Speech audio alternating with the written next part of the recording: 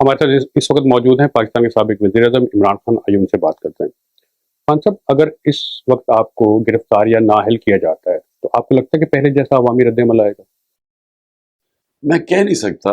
इन्होंने सख्ती बड़ी की हुई है और एक खौफ की फ़िज़ा बनी हुई है। लोगों को पकड़-धकड़ घर तोड़ देते हैं, घरों में घुस जाते हैं, औरतों को, बच्चों के ख़िलाफ़ एक्शन लेते हैं। यानी ऐसे कभी होता नहीं है। हमारे हमारे माशरे में कभी, हमारी कल्चर में, हमारे दीन में जो चादर और चार दीवारी का ख़ास कोई एक तकद्दुस होता है, मतलब उसकी रिस्पेक्ट होती है। लेकिन ये जो कर रहे हैं ये कभी हमने पहले नहीं देखा। तो खौफ की फ़िज़ा बनी हुई, औरतों को ख़ास तौर पे कभी औरतों के ऊपर इस तरह हाथ नहीं डाला गया। ये जो जान के एक औरतों को तशद्दुद करते हैं, उनको जेलों में डाला, वो भी 50 औरतें सिर्फ लाहौर के जेल में, ऐसे कभी हुआ नहीं है पहले। तो मैं कह नहीं सकता कि क्या रिस्पॉन्स होगा, लेकिन मैं इतना जानता हूँ कि ये जो हरकतें कर रहे हैं, इससे तहरीक इंसाफ का वोट बैंक बढ़ा है। आप के खिलाफ मिलिट्री कोर्ट्स में ट्रायल की बात की जा रही है। अगर ऐसा होता है तो क्या आप इसके लिए तैयार हैं? देखिए, तैयार तो हर चीज़ के लिए हूँ, क्योंकि इस वक्त कोई कानून तो है नहीं पाकिस्तान में। इस वक्त तो एक जंगल का कानून है, ताकतवर जो मर्जी चाहे कर ले। क्या कौन से दुनिया का कानून इजाज़त देता है लोगों के घरों में घुस के घर तोड़ दो, घर पुलिस लूट लेती है घर, जो अगर जिसको ढूंढने आए हैं वो नहीं है तो बच्चों को उठा के ले जाते हैं, औरतों को उठा के लेके गए। तो ये यहाँ तो इस वक्त फ्री फॉर ऑल है। कौमी असम्बली से आप लोगों ने इस्तीफे दिए, केपी के पंजाब असम्बली तहलील हुई, एस्टेब्लिशमेंट से टकराव। आपको लगता है कि कहीं मिसकैलकुलेशन हुई है आपसे इन सारे मामलात में? कोई मिसकैलकुलेशन नहीं हुई। असेंबली से बिल्कुल ठीक रिज़ाइन किया, क्योंकि इन्होंने काम कर रहे थे इस्टेब्लिशमेंट मिल के इनके साथ, पीडीएम के साथ, बल्कि नून लीग के साथ, पंजाब की गवर्नमेंट गिराने के लिए। तो हमारी एक से तो हमारी गवर्नमेंट बची हुई थी, तो वो तो किसी टाइम पे भी एक अनस्टेबल सी गवर्नमेंट गिरा सकते थे। तो हमने तो फैसला किया कि पब्लिक जाओ, एक सही मैंडेट लेके आओ, क्योंकि वैसे गवर्नमेंट चलाना बड़ा मुश्किल था। तो हमने तो आइन के मुताबिक फ़ैसला किया। तो अब यहाँ आइन के ऊपर ही कोई फॉलो ना करे, सुप्रीम कोर्ट के फैसले के ऊपर ही कोई ना चले कि 14 मई को सुप्रीम कोर्ट ने पंजाब का इलेक्शन अनाउंस किया। अब अगर आइन के ऊपर ही ना चले और कोई सुप्रीम कोर्ट का वर्डिक्ट गवर्नमेंट ही ना माने, तो उसकी तो कोई कैलकुलेशन नहीं ना हो सकती। आप बार बार इस्टेब्लिशमेंट से बात का कह रहे हैं और उधर से कोई जवाब नहीं आ रहा।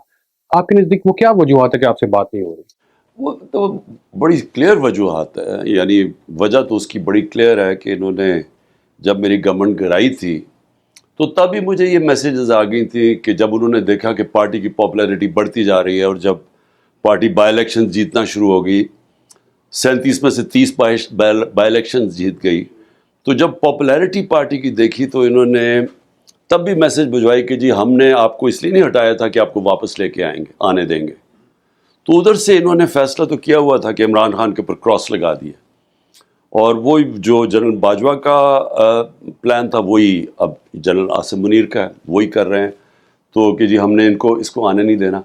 लेकिन जमहूरियत के अंदर तो ये कोई कॉन्सेप्ट नहीं है। जमहूरियत के ऊपर तो कांटा सिर्फ अवाम लगाती है, तो ये कांटा लगा दिया किसी ने, तो मैं तो इसको मानता नहीं हूँ। अक्टूबर में इंतखाबात की बात की जा रही है और जस्टिस काजी फायज ईसा की अब चूंकि तैनाती की मंजूरी दे दी गई है बतौर चीफ जस्टिस, उस वक्त वो चीफ जस्टिस होंगे। आपको उनकी तैनाती के ऊपर कोई तहफ़्फ़ुज़ात हैं? देखिए, देखते हैं अब जस्टिस फायज ईसा कैसे चीफ जस्टिस बनते हैं। देखिए, अल्लाह करे कि मुल्क के लिए वो यानी एक बिल्कुल इंसाफ करें, इम्पार्शल चीफ जस्टिस बन जाए। मुल्क को बहुत ज़रूरत है इस वक्त एक ऐसी अदलिया की जो कि हमें तहफ़्फ़ुज़ दे। ये जो जुल्म हो रहा है इस वक्त तो कोई फंडामेंटल राइट्स को प्रोटेक्ट कर ही नहीं रहा। तो हम तो ये उम्मीद रखते हैं कि वो लोगों की जो हकूक़ है उनको हिफाजत करेंगे। आपका बयानिया जो है वो इस्टेब्लिशमेंट मुखालिफ रहा। नाकदीन ये कहते हैं कि जब भी आप इस्टेब्लिशमेंट के न्यूट्रल होने की बात करते हैं तो असल में आप ये चाह रहे होते हैं कि आपकी सपोर्ट की जाए। क्या ये तासुर दुरुस्त है? लेकिन जो फ्री एंड फेयर इलेक्शन चाहता है वो किसी की सपोर्ट तो नहीं चाहता। जिस क्रिकेट कैप्टन ने दुनिया की तारीख में न्यूट्रल अंपायर लेके आया था, कभी 7 अंपायर मिला के मैच नहीं खेलना चाहता। ये तो नवाज शरीफ की पुरानी थी, और ये जरदारी, ये तो कभी इन्होंने तो दयानतदारी से कोई काम किया नहीं ना, कोई बिजनेस भी की ना, कोई गवर्नमेंट चलाई ना, कोई इलेक्शन सही तरह लड़े। तो मेरी तो पूरी कोशिश थी कि ہم EVM مشینز لے کے آئیں, ہم یہاں صاف اور شفاف الیکشن کروائیں. میں کوئی کسی کے کندھے پہ چڑھ کے کبھی پاور میں نہیں آنا چاہتا. میں چاہتا ہوں کہ پاکستان میں ہمارے ادارے مضبوط ہوں, ہمارا صاف اور شفاف الیکشن ہو, ہماری جمہوریت ہو, ہماری قانون کی حکمرانی ہو. میں تو 27 سال سے تحریک انصاف کا مطلب ہی قانون کی حکمرانی تھی, تو میں تو کوئی کسی سپورٹ نہیں چاہتا. ہم یہ چاہتے ہیں کہ اسٹیبلشمنٹ اس ملک کے اندر واقعی نیوٹرل ہو, اور اس کا کام ہے اس ملک میں مدد کرے صاف اور شفاف الیکشن, تاکہ حقیقی جمہوریت, جس کا مطلب حقیقی آزادی آئے پاکستان میں. جب آپ اپنی حکومت کی مدت پر نظر ڈالتے ہیں تو کیا سمجھتے ہیں آپ سے کیا غلطی ہوئی کہ تمام حالات آپ کے ساتھ تھے لیکن اس کے باوجود آپ مدت پوری نہیں کر سکے؟ نہیں, حالات تو نہیں ٹھیک تھے کہ ایک حکومت جو کہ اصلاحات کرنا چاہتی ہو, جو طاقتور کو قانون کے نیچے لانا چاہتی ہو, اس کے پاس جب تک کلیئر میجورٹی نہ ہو وہ یہ نہیں کر سکتی. سٹیٹس کو کا مقابلہ آپ تب کر سکتے ہیں جب آپ کے پاس ایک پبلک کا مینڈیٹ ہو اور آپ کے پاس کلیئر یعنی ایک ایسی میجورٹی ہو جو آپ کو طاقت دے. ہماری تو ایک کمزور گورنمنٹ تھی, کولیشن گورنمنٹ تھی, چھوٹی سی میجورٹی تھی, تو سارا وقت تو ہم جب کچھ کرنے لگتا تھا اپنی میجورٹی کو اکٹھا کرنے میں ٹائم لگتا تھا. تو مجھے جو کرنا چاہیے تھا فوری طور پہ پھر سے الیکشن میں چلے جانا چاہیے تھا, اور تب ہی گورنمنٹ لینی تھی جب میرے پاس میجورٹی ہوتی, نہیں تو اپوزیشن میں بیٹھ جاتے. آپ متعدد بار کہہ چکے کہ آپ کی حکومت کا جو خاتمہ ہے اس میں امریکی حکومت کا بھی ہاتھ تھا, لیکن بعد میں آپ نے امریکی کی لابنگ فرمز بھی حاصل کی اور زیادہ اب آپ انہی سے مدد بھی مانگ رہے ہیں, ایسا کیوں؟ دیکھیں, امریکہ سے مدد نہیں مانگ رہا میں کلیئر ہو جاؤں پہلے. امریکہ سے ہمیں ہمیشہ اچھے تعلقات رکھنے چاہیے. امریکہ ایک ریالٹی ہے, پاور ہے, اور ہماری سب سے بڑا ٹریڈنگ پارٹنر ہے, سب سے زیادہ ایکسپورٹس پاکستان کی امریکہ ہے, تو ہمیں ان سے تعلقات اچھے رکھنے چاہیے. سب سے تقریب پاکستانی کمیونٹی اس وقت امریکہ میں, پاکستان امریکن کمیونٹی. میں نے جو باتیں کی وہ بالکل حقیقت کے اوپر تھی. جو سائفر تھا, جو ایک امریکی آفیشل نے ہمارے اسد مجید, ہمارے واشنگٹن میں ایمبیسڈر سے جو بات چیت کی, وہ آفیشیل بات چیت تھی کہ عمران خان کو پاور سے ہٹا دو ووٹ آف نو کانفیڈنس میں, نہیں تو پاکستان کے اوپر مشکل وقت آئے گا. یہ تو حقیقت ہے. یہ تو کیبنٹ میں بھی رکھا گیا, یہ نیشنل سیکورٹی کاؤنسل میں, پارلیمنٹ میں رکھا گیا, اور یہ اس کے اوپر ڈیمارش کیا کہ امریکہ ہمارے اندر مداخلات کر رہا ہے. یہ فیکٹ ہے. لیکن جو بعد میں چیزیں سامنے آئیں کہ جنرل باجوہ کا یہ پلان تھا, حسین حقانی کے ذریعے میرے خلاف لابی کر رہے تھے وہ. اور دوسری چیز یہ کہ یہ تعلقات ہمارے پاکستان کے امریکہ سے وہ پاکستان کی بہتری میں ہے. میرا کوئی ذاتی کسی سے لڑائی نہیں ہے, یعنی میں یہ میری گورنمنٹ کرائی تو میں کہوں یہ تعلقات ٹھیک نہ ہو, یہ نہیں بات. ملک کے تعلقات دنیا سے ہوتے ہیں اپنے لوگوں کے مفادات کے لیے, اور ہمارے لوگوں کے فائدے میں ہے کہ ہمارے سب سے اچھے تعلقات ہو, خاص طور پہ امریکہ سے. ایک عمومی تاثر پایا جاتا ہے کہ آپ کے دور حکومت میں سی پیک سست روی کا شکار رہا. کیا آپ کو چائنیز منصوبوں اور سرمایہ کاری پر اعتراض ہے پاکستان میں؟ بالکل غلط ہے یہ صوبہ. ہم نے سی پیک کو بلکہ ٹاپ پرائیورٹی دی ہوئی تھی.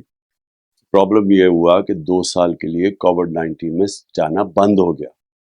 چائنا کے اتنے سخت کوارنٹین لاز تھے کہ وہاں سے آمد و رفت ختم ہو گئی. تو وہ ہمارے لیے ان 2 سالوں میں ویسی دنیا ہی سلو ڈاؤن ہو گئی تھی. آپ کو سب کو پتہ ہے کرونا کے دوران, اور ہمارے 3.5 سال میں 2 سال تو کرونا کا دور نکلا. لیکن ہماری پرائیورٹی تھی سی پیک. آپ کے سیاسی مخالفین یہ تاثر دیتے ہیں کہ کچھ دوست ملک آپ کے حق میں نہیں, کیا وزیر اعظم بنے. آپ کو اس کی کیا وجہ نظر آتی ہے؟ یہ بالکل غلط ہے.